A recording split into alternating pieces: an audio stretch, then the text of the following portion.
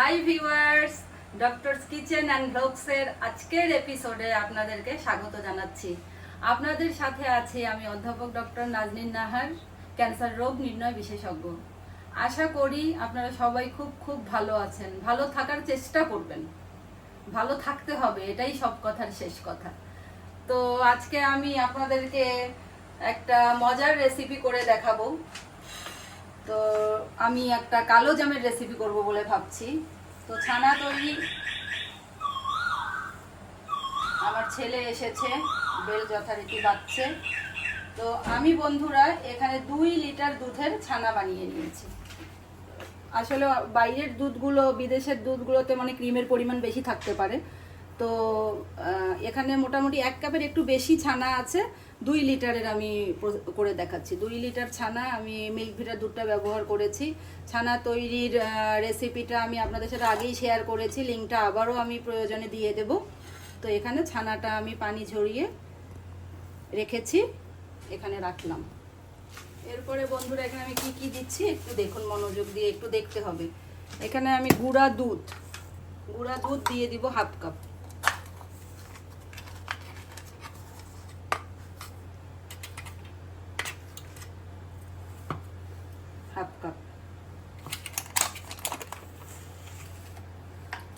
এরপর দিয়ে দেব ময়দা, অল পারপাস ফ্লাওয়ার, আসলে এটা দিয়ে দেবো 3 টেবিল চামচ।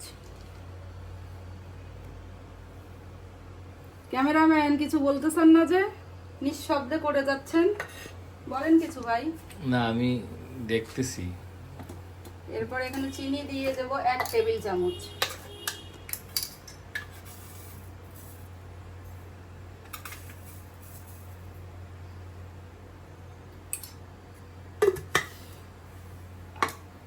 এরপরে বেকিং পাউডার, বেকিং সোডা না কিন্তু বন্ধুরা, বেকিং পাউডার দিয়ে দেব। এটা হাফ চা চামচ, আমার এটার হচ্ছে হাফ, মানে 1/4 চা চামচ পরিমাণ। একটু সামান্য বেশি দিলেও অসুবিধা হবে না এটা। তো আসলে প্রথমে আমি ড্রাই ইনগ্রেডিয়েন্টগুলোকে ভালো করে মেখে নেব। ছানাটা একটু দূরে ছড়াই রাখি।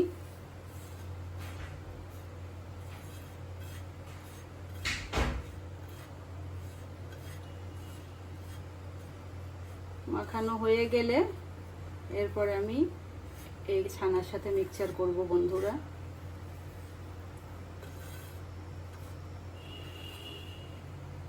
এখন আমি এই পর্যায়ে এখানে 1 টেবিল চামচ ঘি দিয়ে দেব। ঘিটা পরে দিব, ড্রাই ইনগ্রেডিয়েন্টগুলো মেশার পরে।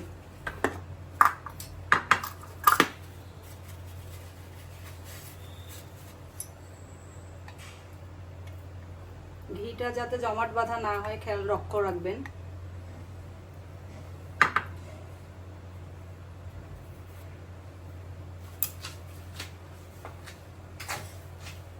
ঘিটা কি গলিয়ে নিতে হবে আগে? মানে হ্যাঁ, গলানো আমি আগে একটু বের করে রাখলাম। বাইরে ঘি তো বাইরেই বেশিরভাগ মানুষ রাখে। ঘি তো আর ফ্রিজে রাখতে হয় না নরমালি, নাকি? না, নরমালি ফ্রিজে না রাখলেই ভালো থাকে। আমাকে যে বিক্রমপুরের যে দাদাটা দেওয়ার সময় আমাকে বলেছে যে ম্যাডাম ঘি কাচের ঘি হচ্ছে কাচের জারে রাখবেন এবং বাইরে নর্মাল টেম্পারেচারে রাখার চেষ্টা করবেন। তো এগুলো মাখাতে থাকি আমি। ছোটবেলায় আমাদের বাসায় তো আমরা 5 ভাই বোন, আপনারা জানেন। আমার বাবা কলেজের শিক্ষক ছিলেন, মা স্কুলের শিক্ষক ছিলেন, ঠিক আছে। তো আমরা স্বাচ্ছন্দ্যে বড় হয়েছি, বাট খুব প্রাচুর্যে বড় হইনি। আব্বা সবসময় আমাদেরকে মানে প্রকৃত মানুষ হিসেবে তৈরির চেষ্টা করেছেন। হ্যাঁ, তো আমাদের বাসায় আমাদের ফুফাতো ভাই বোন, চাচাতো ভাই বোন সবাই 4-5 জন সবসময় লেখাপড়া করার জন্য থাকতো। কেউ আমার ফ্রেন্ড, কেউ আমার বড় ভাইদের সমবয়সী, কেউ আম্মার সমবয়সীও ছিল। আপনাদেরকে তো আগেই বলেছি যে আমার অনেক আগে বিয়ে হয়েছে। তো এমনও হয়েছে যে আমার ফুফাতো ভাই এবং আমার মা একই ক্লাসে পড়ে, একই সঙ্গে তারা স্কুলে যেত। তো একবার ঈদে যে কারণেই হোক, ঈদের আব্বা তো আর কাউকে দেখ আর না দেখ, বড় আপা তো সবসময় আত্মত্যাগী করে গিয়েছে। তো যাই হোক, আব্বা একটা ঈদে আমাকে জামা দিল না। হয়তোবা নিশ্চয়ই কুরবানির ঈদ ছিল, চাপ ছিল, সেটা তো থাকতেই পারে। তো আমার তো খুবই মন খারাপ। বসে বসে আমি বারান্দায় বসে বসে মাথা নিচু করে মন খারাপ করে আছি। তো বড় ভাইয়া আমাকে বলছে, এই তোর মন খারাপ কিসের জন্য? তো কি আর বলবো, বড় ভাইয়াকে তো বলাই যায়। আমি এখানে একটু এখন ফুড কালার দিয়ে দিব। তো বড় ভাইয়াকে তো বলাই যায়। তো বললাম যে আমার জামা এবার আব্বা দিল না, আমার মনটা খুব খারাপ। এখন ভাইয়া বলছে, এই বোকা কোথাকার, তুই এই যে আজকে এত মন খারাপ করছিস না, তুই দেখবি একদিন তুই এটার জন্য হাসবি মনে মনে। ফুড কালারটা অবশ্যই ফুড গ্রেড ফুড কালার। এটা অবশ্যই ফুড গ্রেড। তো আমাদের দেশে কতটা পাওয়া যায় কোথায় আমি আসলে জানা নেই বন্ধুরা। আমি বলেছি, সবসময় বলি আমার ছেলে বা আমার ননদ তারা এগুলো আমাকে সাপ্লাই দেয়। এটা কিন্তু একদম খুব বেশি মথলাবো না, কারণ এটা খুব বেশি মথলালে তেলটা বের হয়ে আসবে এবং মিষ্টিটা সফট হবে না। আর সামান্য একটু রং সামান্য লাগবে। তো যাই এটা হোক, আমার ধারণা আরেকটু ইয়ে মাখামাখি করলে না না একটু ভেতরে ভালো কালার হলে খুব ভালো লাগে দেখতে। তো যাই হোক বন্ধুরা, তো ভাইয়া বলছে, শোন তোকে বলি, এই যে আজকে তুই জামার জন্য মন খারাপ করবি, একদিন তোর এত জামা হবে যে তুই এই কথাটা মনে করে মনে মনে হাসবি। বুঝছেন সৌজন্যের আব্বা? তখন তো ছোট মানুষ না আমি বলতেছি জীবনেও আমার এই দুঃখ যাবে না। আমার যদি লাখখানেক জামাও হয় তবুও আমার এই দুঃখ যাবে না। মানে এতই ছেলে মানুষ ছিলাম যে আসলে বুঝি যে আব্বা যে কিভাবে আমাদেরকে মানুষ করেছেন, কত কষ্ট কত ত্যাগ স্বীকার করে, সেই চিন্তা করি আমি এখন।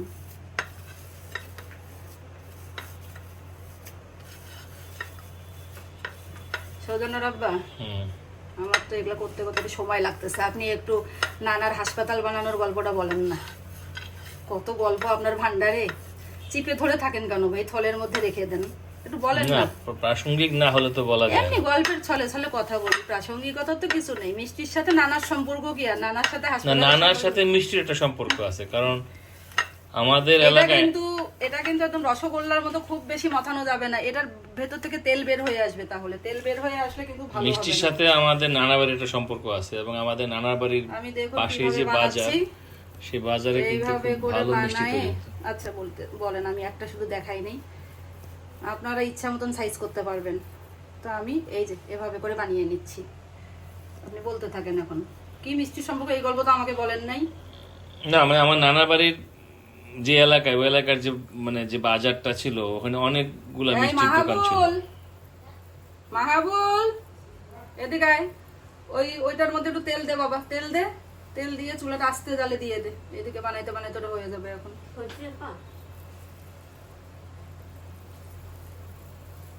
হইলে তোকে বলবো, তখন ইচ্ছা মতন গজল গান শুনিস। দে, কথা তো বললে কোনো অসুবিধা নাই। ইয়ে তেলটা নাই, এমনি যেটা দিয়ে ভাজাভাজি করি সেই তেলটা নাই, তো সেটা দে। এটা দিচ্ছিস কেন? দিয়ে দিস তো। দে, গল্প একটু দিলে সমস্যা নেই, ভাজার তেলটা দে। তো বলেন মিষ্টির গল্পটা বলেন। তো ওই বাজারে মিষ্টি খুব খাঁটি দুধের মিষ্টি তৈরি হতো, এবং ছানাও খুব সফট ছিল। তো কোথায় এটা? মানে এটা কি আপনাদের নানার বাসা? নানা বাসার যে রসুল্লাবাদ, আচ্ছা। হ্যাঁ, রসুল্লাবাদের বাজারটাতে মিষ্টির দোকান ছিল, এবং তুই ঢালনা নিশ্চিন্ত, ওদের মিষ্টির দোকানের মানে এত চাকচিক্য ছিল না, মিষ্টি খুব হাই কোয়ালিটি মিষ্টি তৈরি হতো সেখানে। আর নানা যখন ঢাকা থেকে এলাকায় যেতেন, উনি যেই ঘাটে নামতেন, সেই ঘাটের নাম ছিল মানিকনগর। তো মানিকনগরেও নানা বলতে কি আমাদের নানা না নানার ভাইয়ের কথা বলতেছেন? আমি সাইদুর রহমান নানার কথা আচ্ছা, সেটা বলেন। উনি যখন ঢাকা মানে থেকে নানার বড় ভাই, আমাদের বড় নানা। হ্যাঁ, যখন উনি যেতেন, তখন উনি মানিকনগর ঘাটে নেমে প্রথমেই কিন্তু ওখানকার একটা বিখ্যাত মিষ্টির দোকান ছিল। আস্তে জালে একটু উপরে দে, আস্তে জালে একটু নিচে দে। সেই দোকান থেকে মিষ্টি কিনে খেতেন আর কি। মিষ্টি পছন্দ করতেন উনি খেতে? হ্যাঁ, এবং আর আমার নানা, মানে আমার যে নানা কথা বলছি, নানার ভাই, উনিও আমাদেরকে কখনো নানা বাড়িতে গেলে, বাজারে নিয়ে গেলে প্রথম কাজই ছিল মিষ্টির দোকানে নিয়ে যাওয়া।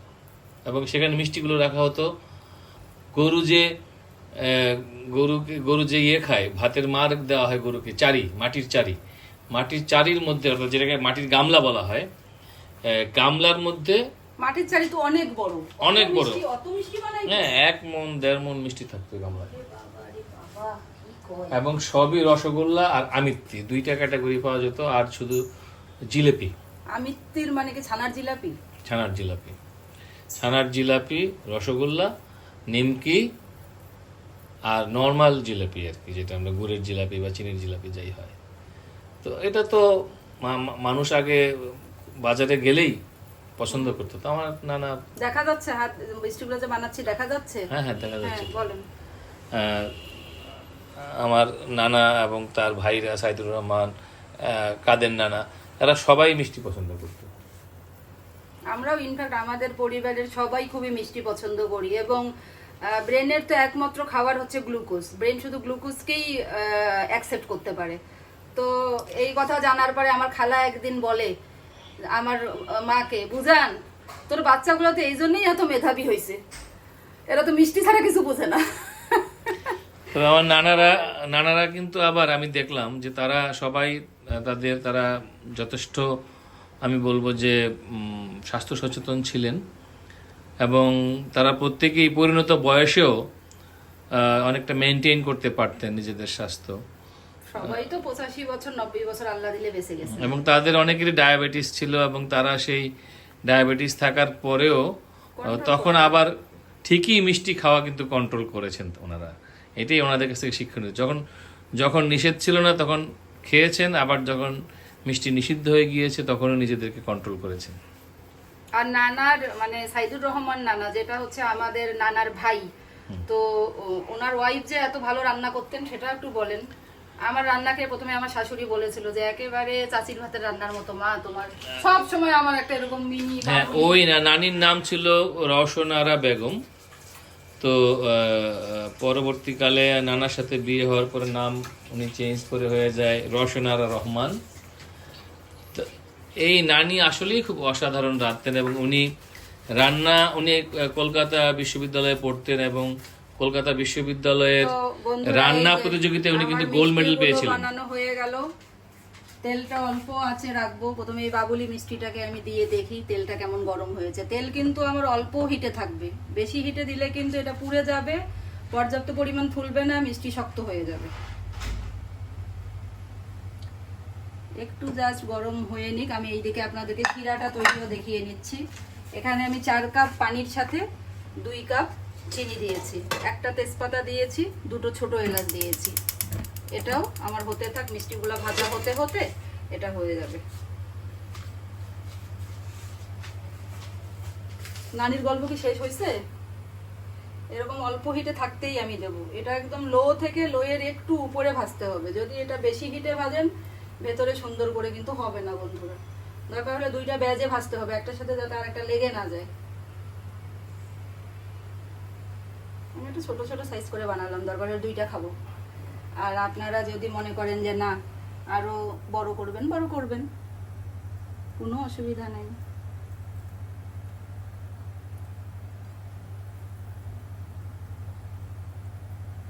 আমি যে গরুর মাংস আর খিচুড়ি একবার রান্না করে খাওয়াইছিলাম আমার শাশুড়িকে প্রথমে একদম সংসার জীবনে, তো আমার শাশুড়ি বলছে যে মা তোমার রান্নাটা একেবারে চাচির হাতের মতন। আসল কথা কি, আসলে ওনার চাচিকে উনি অসম্ভব পছন্দ করতেন।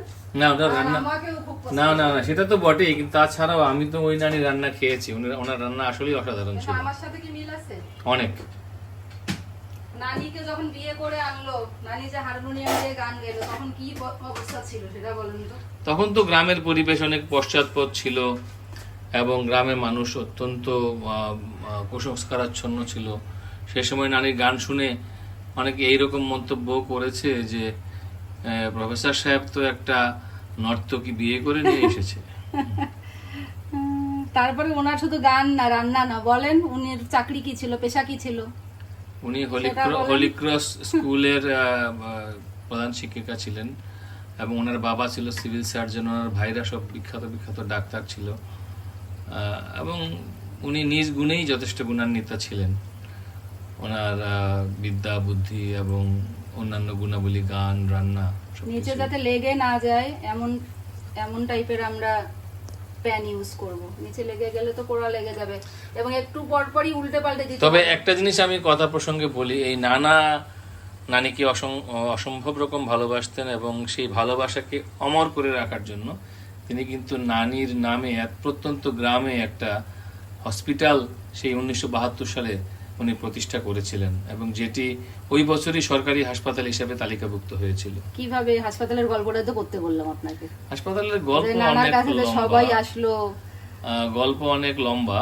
এক কথায় বলতে গেলে গ্রামে মানুষ তো ন্যাচারালি যারা জমি জমার মালিক তাদের কাছে যায় যে ভাই একটা জমি দান করেন, একটা মাদ্রাসা করেন, একটা মসজিদ করেন।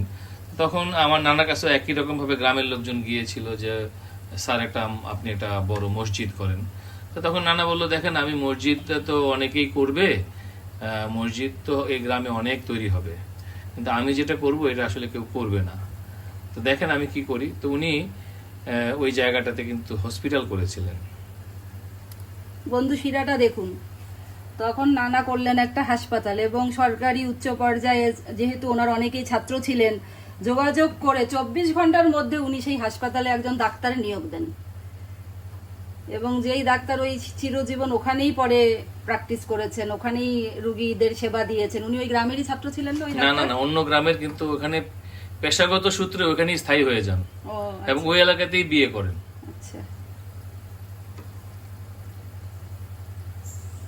এটা একটু ধৈর্য ধরে ভাসতে হবে বন্ধুরা। এদিকে শিরার কি অবস্থা? শিরাটা কিন্তু জাস্ট এখনো বলকটা ওঠেনি, বলকটা উঠলেই আমি আস্তে জালে রেখে দেবো। শিরা ঘন করা যাবে না বন্ধুরা। আর এটা আমি তাড়াহুড়া করে যদি ভাজি, আমি কেন মিষ্টিটা একদম একটু এটা তো সময় কালো নিয়ে জাম না, দেখাই। এটা তো পিঙ্কি জাম হয়ে গেল। না, ভেতরে পিঙ্ক থাকবে, বাইরে কালোই হবে। সেটা তো তাই? হ্যাঁ, ভেতরে সাদাও রাখতে পারেন, কালার দিলে ভাল লাগে। এটাই গোল করলে পিঙ্কি যেমন হয়ে যাবে, অসুবিধা কি? সুন্দর করে উল্টে পাল্টে দিচ্ছি বারবার, কারণ নাহলে একদিকে বেশি ভাজা হবে, একদিকে কম ভাজা হবে। মিষ্টির ভাজার মধ্যে মিষ্টির কারিগরি, কারিগরি, সব কারিগরি জানেন আপনি, দেখছিলেন? হ্যাঁ আমি তো আগে ফলো মিষ্টি করতাম। বানানো? আমার একটা অভ্যাস ছিল, যারা কারিগর ছোটকাল থেকেই, বিশেষ করে মিষ্টির দোকানে ময়রাদের পাশে বসে থাকতাম।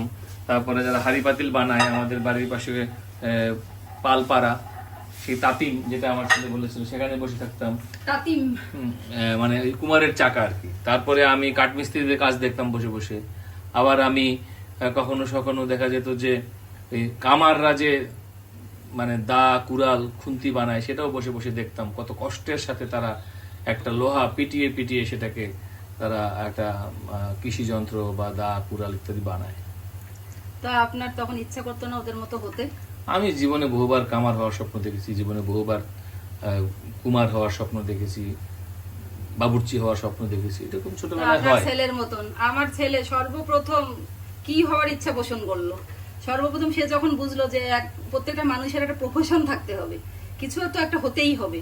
সর্বপ্রথম যখন সে 4 বছর বয়স, তখন তার হওয়ার ইচ্ছে ছিল চাবিওয়ালা। রাস্তা দিয়ে যে চাবিওয়ালারা, চাবি মেরামতের চাবিওয়ালারা ঝমঝম ঝমঝম শব্দ করতে করতে যেত, বিভিন্ন ধরনের চাবি থাকতো। তাদের বাক্সটা তার ছিল আকর্ষণের এটা জায়গা, ছিল এত তার- যন্ত্রপাতি এর মধ্যে। এটা ছিল তার বিশাল আকর্ষণের জায়গা। সর্বপ্রথম সে এটা হওয়ার ইচ্ছা ব্যক্ত করে। বড় হয়ে এসে তালা চাবির মিস্ত্রি হওয়ার। মিস্ত্রি হবে।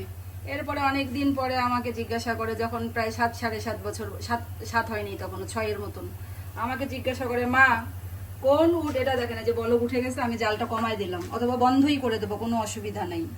মিষ্টিটা যেহেতু ভাজা প্রায় হয়েই যাচ্ছে, তো আমি আর এটা বন্ধ করব না, এই ভাজা অবস্থাতেই এখানে তুলে দেবো। বলনা ছেলেটা বলনা হ্যাঁ, ছেলেটা। তারপরে আমাকে বলে সে, মা 6.5 বছর, 6 বছর বয়সে, মা কোন উট এই পৃথিবীতে সবচেয়ে বেশি দামি? তা আমি বললাম যে আমি তো জানি চন্দন কাঠ বাবা, স্যান্ডেলউড। আরে বাবা এটা না ঢালিউড, না বলিউড, না হলিউড, না টলিউড। ও আচ্ছা, এখন আমি বুঝলাম। তা আমি বললাম যে আব্বা সবচেয়ে তো দামি আমি হলিউডই জানি। তখন সে প্ল্যান করলো সে হলিউডের নায়ক হবে, সুপারস্টার হবে। তো এটাও মোটামুটি থাকলো কয়েক বছর। তারপরে সে যখন সিনেমা দেখা শুরু করলো, মুভি দেখা শুরু করলো, তখন সে দেখলো সবচেয়ে সহজ হচ্ছে এই মুভির ক্রিটিক্স হওয়া।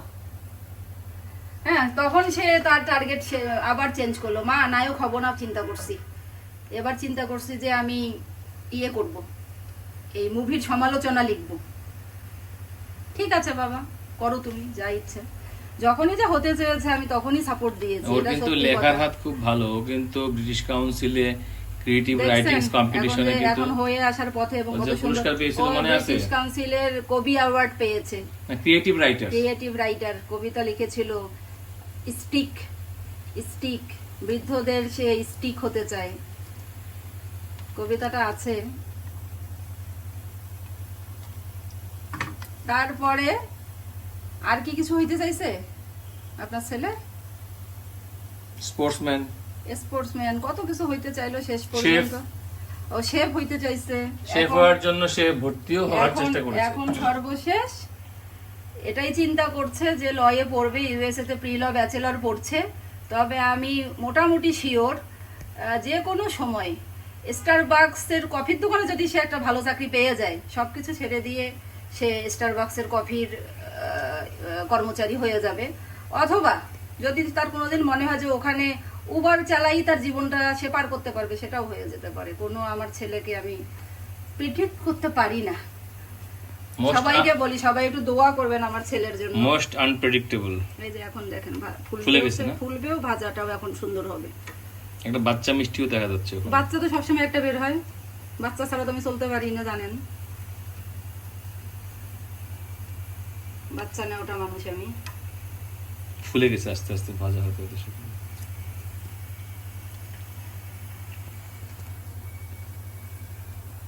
এগুলো আপনার এখন এই মুহূর্তে যে পরিমাণ ভাজা হয়েছে এভাবেও তুলতে পারেন, আবার আরো একটু ডার্ক করেও ভাজতে পারেন। আপনি যেরকম কালার চান এখন সেই রকম ভাজবেন। এখন আমি দেখাচ্ছি এই পার্টগুলোই ক্রিটিক্যাল। শেষ পর্যন্ত হিট হবে না ফ্লোপ হবে মিষ্টি জানি না বন্ধুরা, এই পর্যন্ত ঠিকই আছে।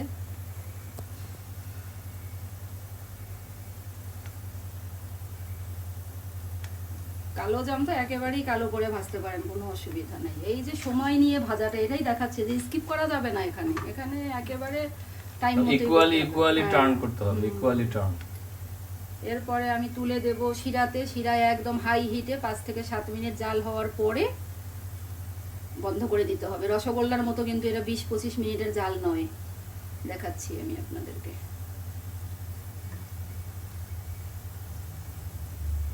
আপনাদের এলাকায় যে একজন ডাক্তার ছিল না, ওই যে টেস্ট করতো যে মাইক্রোস্কোপের নিচে, কি টেস্ট? ওই যে বিভিন্ন টেস্ট করতো, একবার কলা পাতায় মুড়ায় যে ওনার জন্য উপহার নিয়ে আসলো। ও আচ্ছা আচ্ছা, হানিফ ডাক্তার ওটা বলেন না, মজিবর ডাক্তার। হ্যাঁ বলেন গল্পটা।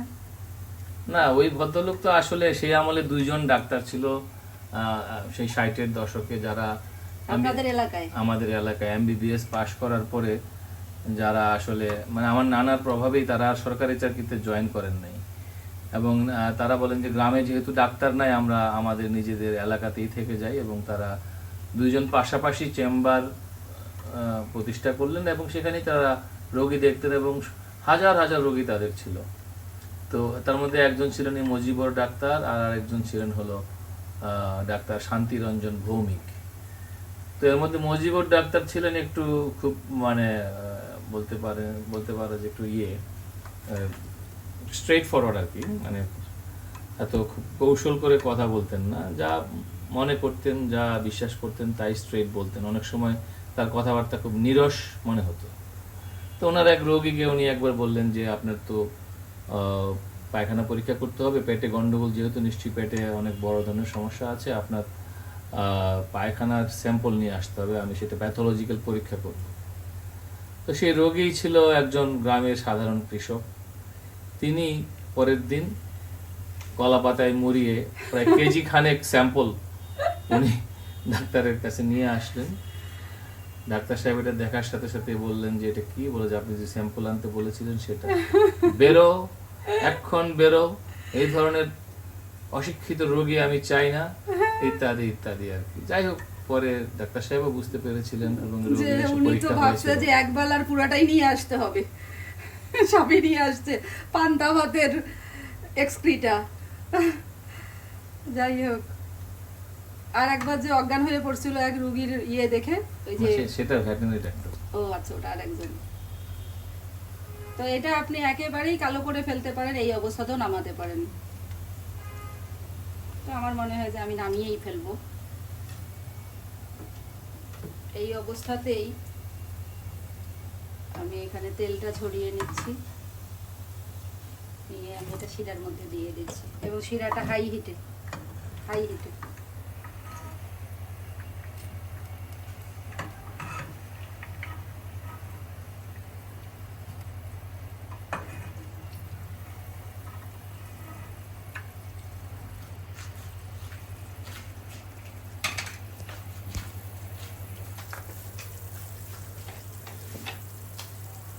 এটা এখন হাই হিটে একদম 5 থেকে 7 মিনিট হবে। 7 মিনিটই হবে, তো হোক, 7 মিনিট পরে এসে দেখাই। তো বন্ধুরা, এখানে আমি প্রায় 1 চা চামচ পরিমাণ লেবুর রস অ্যাড করে দিচ্ছি। এরপরে 10 মিনিট হিট দিয়ে আপনাদের কাছে আবার ফিরে আসছি। তো বন্ধুরা, আমি প্রায় 7 মিনিট পরে ফিরে এলাম। হাই হিটে রেখেছি, আমি দেখাচ্ছি। আমার রসগোল্লার কালো জামের পরিস্থিতি, রসগোল্লা মুখে চলে আসলো। দেখুন কালো জামগুলো, দেখেছেন কতটা ফুলে উঠেছে। তো এর মধ্যে আমি যেটা করেছিলাম, এটা কিন্তু একদম ফুটা দিয়ে আমার এই ঢাকনাটা আমি সিল করে দিয়েছি। আবার দেখাও, এই যে টিস্যু দিয়ে একটু, ওটা দিয়ে তো গ্যাস বের হয়ে যাবে না। এখন আমি এটা একদম বন্ধ করে দিলাম। বন্ধ করে দিয়ে 1 ঘন্টা আমি আর এটা খুলবো না, তারপরে দেখা যাবে কোনো অবস্থা কি। অন্য পাতিলেও স্থানান্তর করব না। ঠিক এভাবেই আমি এটা রেখে দেবো। চুলার উপরে অবশ্যই না, চুলার উপরেও অনেক সময় হিট থাকে বেশি। আমি এটা নামিয়ে এই পাতিলেই রেখে দেব। তো বন্ধুরা দেখুন, 1 ঘন্টা পরে আমার কালো জামের অবস্থাটা কি সুন্দর হয়েছে, ফুলে ফেপে। তো আমি এখন কি করব দেখুন, এখানে একটু মাওয়া গুঁড়ো করে রেখেছি। এটা কিন্তু আসলে আমি অপশনাল মনে করি, মাওয়া না থাকলে মাওয়াতে গড়াতে হবে না। আমার যেহেতু আছে আমি তাই একটু গড়িয়ে নিচ্ছি।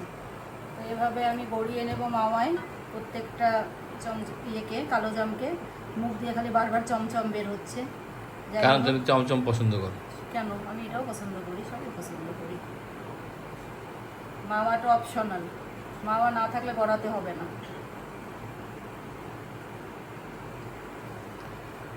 কিন্তু দুঃখ হলো মাওয়া ঘাটে মাওয়া নাই। হ্যাঁ, মাওয়া ঘাটে মাওয়া, ওই যে আমরা ইলিশ কিনতে যে গেলাম, আরে বাপরে বাপ, নাম দিছে মাওয়া ঘাট, কিন্তু মাওয়া সেখানে নাই। এটা হিস্ট্রিটা জানতে হবে আসলে কেন।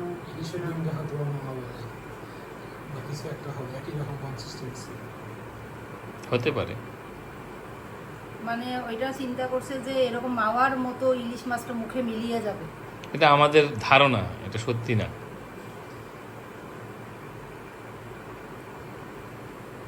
এটা একদম অরিজিনাল মাওয়া।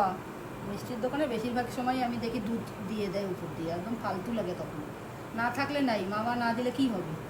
কিন্তু ওই গুঁড়া দুধ দিলে একদম মিষ্টির কষ্টটাই আর শেষ। অনেকে যে বাসায় এক ধরনের ফর্মুলা আছে মাওয়া তৈরি করার, সেটা আছে নিশ্চয়ই। ওইটা আমি শুনেছি, আর ইউটিউবে একটা রেসিপিও আছে, কিন্তু আমার কাছে মনে হয় না যে এটা। তো ওরা কিভাবে বানায়? আপনি বিক্রমপুর থেকে যে কিনতেছেন, ওরা বানাচ্ছে না সেই না, রেসিপি? ওরা তো ওই রেসিপিতে বানায় না, ওদের রেসিপি আমি শুনেছি একেবারেই আলাদা।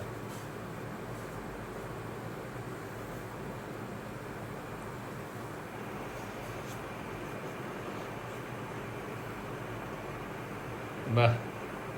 আচ্ছা, এটা মাওয়াটা মাখাতে মাখাতে 1 মিনিট আমার বড় বোনের একটা গল্প বলি। বড় আপা ডাক্তার, আপনারা তো জানেনই। তো আপা যখন ক্লাস 5-এ পড়ে, মনে হয় সম্ভবত ক্লাস 5-এর সমাপনী পরীক্ষায় একটা আসছে, এই ভাব সম্প্রসারণ আমরা লিখতাম না আগে, ভাব সম্প্রসারণ আসছে, আঙ্গুর ফল টক।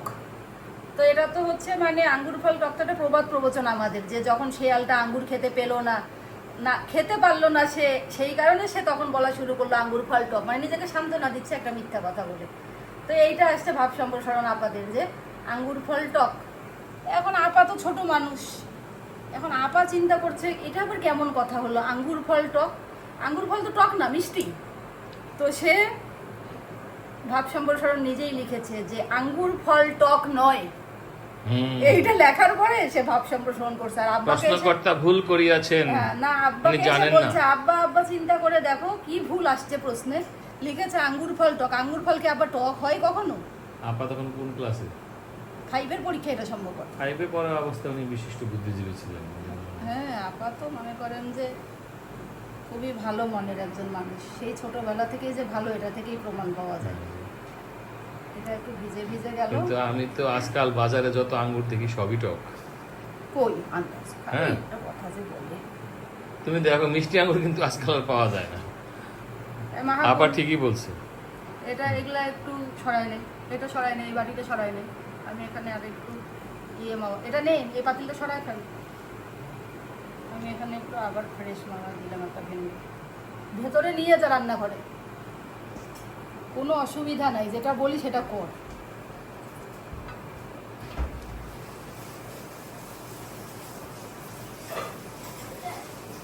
তো এটা আমি আর বানুবুকে মানে কথা বলতেই হবে, কি বলবো আমি আর। দাঁড় এটা নিয়ে রেখে আয়। এটা একটু দেখান, আমি এক সেকেন্ড আসতেছি। কি দেখাবো? ভাতটা আমি আগে মুছি, ভাতটা না মুছলে তো হবে না। তো আমি এটার ভেতরটা একটু দেখাই, দেখি কি রকম হলো। বিসমিল্লাহ।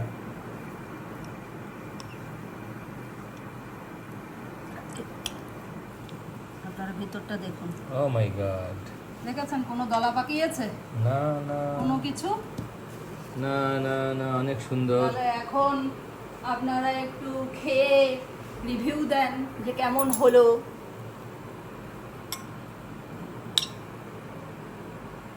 খেয়ে দেখুন।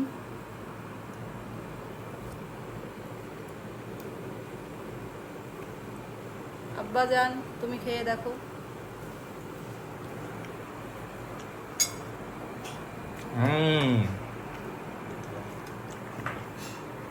সুপার, চমৎকার টেস্ট। তো বন্ধুরা দেখুন,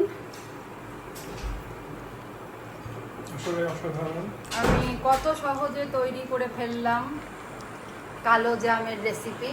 মাওয়া না থাকলে মাওয়া অপশনাল, মাওয়া দেওয়ার প্রয়োজন নেই। তো বন্ধুরা আশা করি আমার রেসিপিটি আপনাদের আজকে খুব ভালো লেগেছে, আপনারা বাসায় ট্রাই করবেন, এটা নো ফেইলিউর রেসিপি। আর একটা জিনিস দেখাই দেই আপনাদেরকে আজকে, আমার এইটা দেখুন, এটা তো অনেক সময় আপনাদের চোখে নিশ্চয়ই পড়ে, এটাকে আমরা বলি মোল। তো কারো যদি খুব এই রকম বয়সে, মধ্য বয়সে বা বাড়তি বয়সে এসে এরকম কোনো নতুন মোল হয়, বা আগে এরকম একটা মোল আছে সেটার কালারের পরিবর্তন হয়, বা হচ্ছে এই মোলটার যে মার্জিন আছে সেটা যদি একটু এবড়ো থেবড়ো হয়ে যায়, এটা যদি মধ্যে যদি হঠাৎ করে চুলকাতে শুরু করে, তাহলে বুঝবেন যে অবশ্যই আপনাকে চিকিৎসকের শরণাপন্ন হতে হবে। This may B A cancer. তো বন্ধুরা খুব খুব ভালো থাকবেন, আমার রেসিপিটি ট্রাই করবেন, আমার চ্যানেলটিকে সাবস্ক্রাইব করবেন, লাইক দিবেন এবং কমেন্ট করে জানাবেন যে কেমন লাগছে আপনাদের ভিডিওগুলো। আপনারা খুব খুব ভালো থাকুন। আল্লাহ হাফেজ।